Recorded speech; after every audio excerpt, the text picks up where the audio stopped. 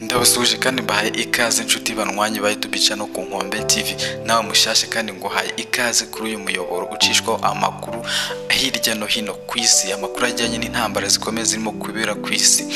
Uyu ni umuyoboro ugufasha kumenya uko isi ihagaze uyu munsi, ukamenya umutekano wo muri iyi si ese uhagaze ute.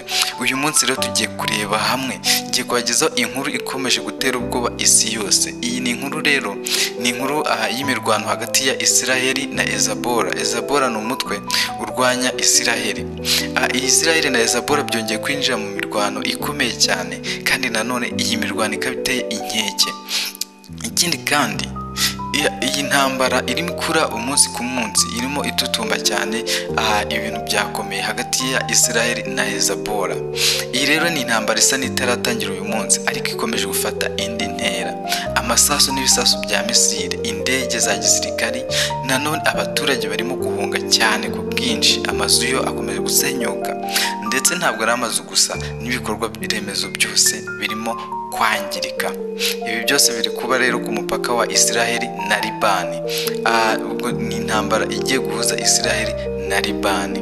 Ese iyi ni intangiriro y'indi ntambara nini mu karere ka Middle East?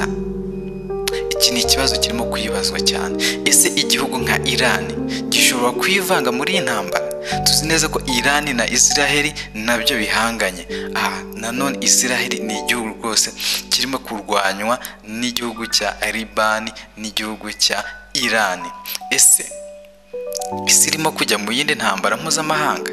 Iki nanone ni ikibazo wakagombye kwibaza. Ese isi irimo nanone kujya mu ntambara mpuzamahanga? Ese haba hagiye kuba intambara ya gatatu y'isi yose? Reka tubihange amaso turebe uko bimeze, reka tubihange amaso turebe aho iyi ntambara yerekeza. Nanone kandi ubusanzwe Hezbollah ni umutwe w'abarwanyi ukorera muri Libani. Uyu mutwe ukaba ushyigikiwe cyane n'igihugu cya Iran ikaba ari umwanzi wa Israeli. Uyu mutwe wa Hezbollah ukaba urwanya Israeli kuva kera. Uyu mutwe watangiye uhangana n'ingabo z'Abayisiraheli kuva mu 1982, ariko byarushijeho gukomera mu 2006 ubwo habaga intambara izwi ku izina rya Second Lebanon War. Iyi ni intambara yahereye kuva kera hagati y'umutwe wa Hezbollah ndetse na Israeli. Kuva icyo gihe kandi hari igihe amahoro yagerageje kuboneka, ariko hari n'akaduruvayo gahoraho hagati y'uyu mutwe n'igihugu cya Israeli, nk'aho intambara itigeze irangira burundu. Ubu rero ibintu byasubiye irudubi. Mu cyumweru gishize Hezbollah yarashe ibisasu birenga 100 kuri Israeli. Israeli nayo nta kindi yakoze. Israeli nayo ntiyicaye ubusa. Israeli nayo yohereje indege n'ibifaru ku birindiro bya Hezbollah biri mu misozi ya Libani. Nanone kandi ikintu kiriho kibihangayikishije isi nanone nuko muri iki gitondo cyo kwa kabiri tariki ya 18 Kamena 2025 abaturage ibihumbi n'ibihumbi barimo guhunga imijyi yo ku mupaka. Amashusho akomeza kugaragara ku mbuga nkoranyambaga agaragaza abaturage bikoreye ibikoresho harimo imifuka n'ibindi bikoresho basanzwe bakoresha mu ngo zabo, batwaye abana bahunga intambara yenda kubarimbura. Amwe mu mashuri n'amavuriro mu majyaruguru ya Israeli yafunzwe. Abasirikare benshi bari mu myanya yabo ahanga muri Israeli. Indege zirimo kuguruka hejuru y'amazu. Nanone kandi ingabo za Hezbollah, ingabo z'uyu mutwe wa Hezbollah nazo zarahiye ko zizihorera ku bitero byose bizajya bigabwaho. Ubu nanone ibintu birenze imirwano isanzwe. Ibi birasa n'ibihe byo gutegura intambara y'akarere. Ibi birasa n'ibihe byo gutegura intambara yeruye, intambara nini cyane. Umunyamabanga mukuru wa Loni yasabye impande zombi guhagarika imirwano vuba, avuga ko ikigomba kuza imbere ari ubuzima bw'abaturage. Nanone kandi Leta Zunze Ubumwe za Amerika nayo yatangaje ko Iran igomba kwirinda kwivanga muri intambara kugira ngo intambara itarushaho kuba mbi cyane igafata indi sura. Naho Israeli yo yasabwe kutagura urugamba rw'intambara.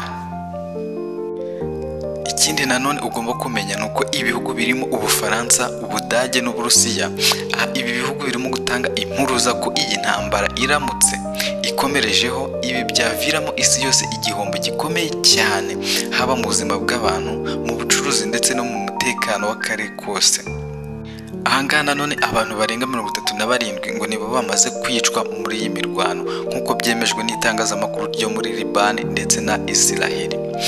Muri abo bantu 37 bapfuye harimo abana, abagore, abasirikare ndetse n'abasivile. Imihanda imwe n'imwe yo yafunzwe, imodoka z'imbangukiragutabara nizo zigenda muri iyo mihanda.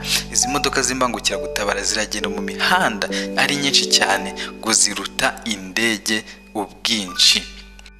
Muri Libani ibikorwa by'ubucuruzi byahagaze. Muri Israeli ho abanyeshuri babwiye kuguma mu rugo, ubu nta mashuri yigeze afungura. Iyi ntambara irimo kurandura imiryango mu buryo buteye agahinda. Amaso y'isi ari kuri televiziyo, amaso y'isi ari ku mbuga nkoranyambaga no kuri YouTube kugira ngo bamenye ibirimo kuba uyu munsi.